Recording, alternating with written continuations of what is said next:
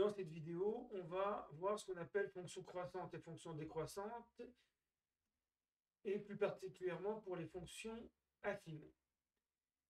Alors, on va prendre comme exemple f de x égale 2x moins 3, g de x égale moins x plus 5, h de x égale 3, qui sont trois fonctions affines. Et puis on verra le cas général, f de x égale mx plus p. Alors, f de x égale 2x moins 3. On va refaire un tableau de valeurs pour se rendre compte. Donc, pour x égale moins 2, ça fait moins 7. Pour x égale 0, ça fait moins 3. Pour x égale 1, ça vaut moins 1.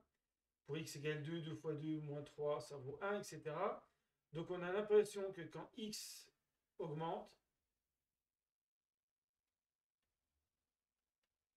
2x moins 3 augmente.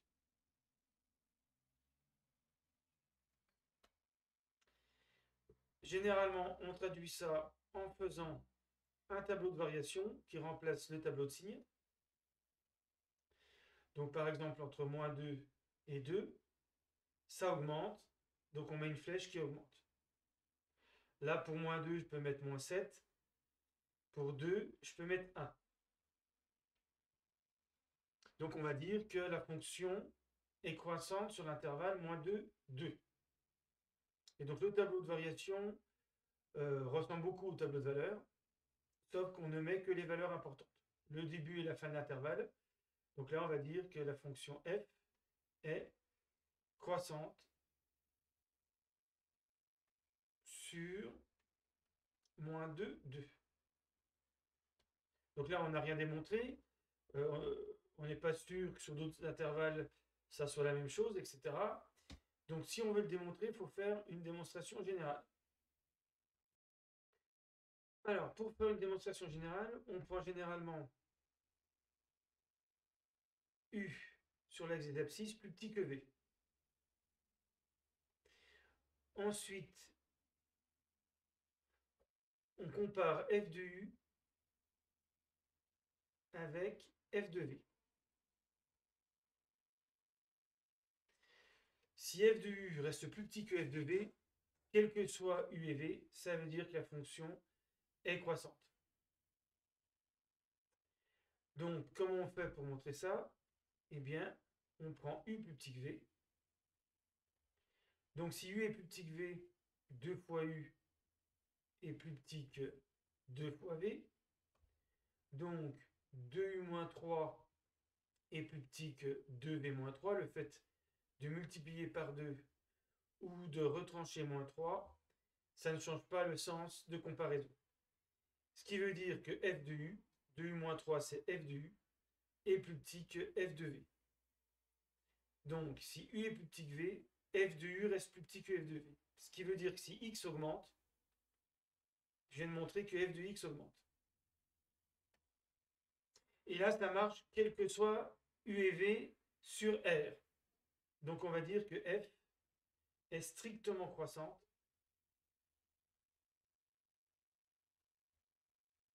sur l'intervalle R.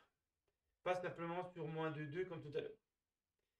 Voilà, parce qu'on a montré ça.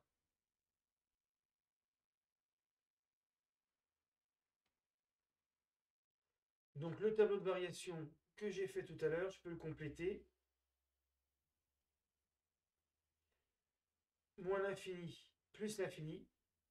Sur cet intervalle, la fonction f est strictement croissante. Alors pourquoi strictement croissante? Parce que si je pars de u strictement plus petit que v, ça entraîne f de u strictement plus petit que f de v. Donc quand on met une flèche qui monte, généralement c'est qu'elle est strictement croissante. On va recommencer avec g de x. On peut faire, comme tout à l'heure, un rapide tableau de valeurs. Donc, moins 2, moins 1, 0, 2, etc. Donc, moins x plus 5, il faut faire attention. Moins 2 plus 5, 7. Moins 1 plus 5, 6. Moins 0 plus 5, 5. moins 2 plus 5, 3. Là, on a l'impression que quand x augmente, g de x diminue. Et donc là, on va dire que g est strictement décroissante, par exemple, sur moins 2, 0. Donc comme là, c'est pas moins l'infini plus l'infini, je peux mettre les valeurs. L'image de moins 2, c'est 7. L'image de 0, c'est 3.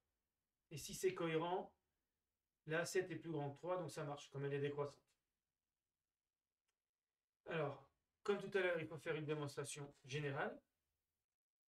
Donc, si U est plus petit que V, là, il faut multiplier pour arriver à G de U et G de V. Il faut arriver à moins U plus 5, moins V plus 5. Donc, il va falloir multiplier déjà par moins 1. Mais quand on multiplie par moins 1, on change le sens de comparaison. Le fait d'ajouter 5, ça ne change rien. Je garde plus grand que. Et donc j'arrive à G de U plus grand que G de V. Et donc quand U est plus petit que V, G de U par contre est plus grand que G de V. Donc j'ai U et V ici. Et j'ai G de U qui est plus grand que G de V. Donc la fonction est décroissante. Et ça, quel que soit U et V, donc la fonction est décroissante sur, strictement décroissante sur R. Et voilà comment on symbolise le fait que g de x est strictement décroissante sur R. Alors, pour h de x égale 3, on ne va même pas faire de calcul, c'est une fonction constante. Quand x augmente, h de x reste bloqué à 3. Donc pour ce type de fonction, c'est le seul cas où on va mettre une flèche horizontale. Donc de moins l'infini à plus l'infini, la fonction h est constante, donc on met une flèche horizontale. Voilà, donc quand on met une flèche qui monte, ça veut dire qu'elle est croissante strictement sur un intervalle. Même chose, une flèche qui descend, la fonction est strictement décroissante sur un intervalle. Et puis, si sur un intervalle elle est constante, ce qui est très très rare pour des fonctions non constantes, si la fonction est constante, on met une flèche horizontale. Voilà, mais pour des fonctions qui ne sont pas constantes, à part des fonctions fabriquées, c'est souvent strictement croissante ou strictement décroissante. Donc pour les fonctions affines, le premier cas, c'était une fonction strictement croissante. Le deuxième cas, une fonction strictement décroissante. Troisième cas, une fonction constante. Et en fait, il n'y a pas d'autre cas. Pour les fonctions affines, bien sûr, il n'y a pas d'autre cas. F de x égale mx plus p. Je vais prendre par exemple m positif.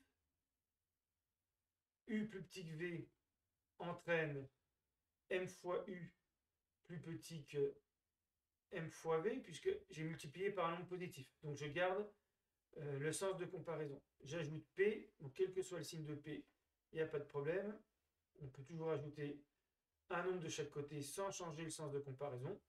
Et donc, f de u plus petit que f de v.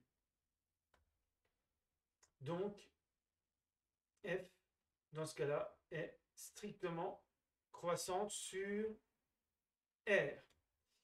Maintenant, si je prends M négatif, ici, donc ça va être presque la même démonstration, U plus petit que V, ça entraîne MU plus grand que MV parce que j'ai multiplié par M qui était négatif, et ça change le sens de comparaison. Donc ici, j'ai MU plus P plus grand que MV plus P, et ici FU plus grand que FV. Donc ici, on a une inversion de comparaison. La fonction est strictement décroissante sur R. Alors, une autre façon de faire pour comparer f de u et f de v, donc on part toujours de u plus petit que v, ça serait de calculer f de v moins f de u.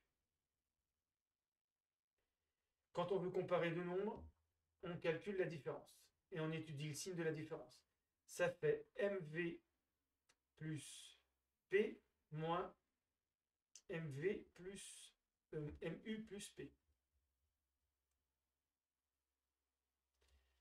On simplifie, ça fait MV plus P moins MU moins P, ce qui donne M fois V moins U. Comme je suis parti de U plus petit que V, V moins U est positif. Là, j'ai repris le cas M négatif. M négatif. Moins par plus, c'est négatif. Donc f de U, V moins f de U, négatif. Et ça veut dire que quand la différence est négative, ça veut dire que le deuxième est plus grand que le premier, f de U, plus grand que f de V. C'est une autre méthode si on a oublié les propriétés de comparaison. Il suffit de se rappeler du signe d'un produit. Et donc, partant de U plus petit que V, j'arrive à f de U plus grand que f de V. Donc, j'en déduis de même que f est strictement décroissante sur R. Donc, on trouve bien sûr le même résultat avec cette méthode.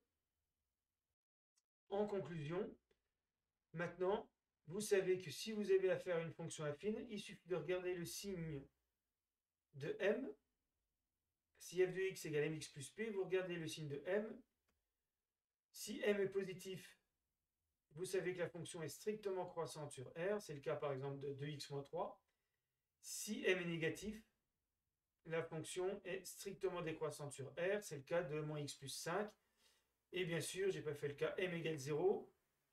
Par exemple, h de x. Là, vous avez une fonction constante sur R.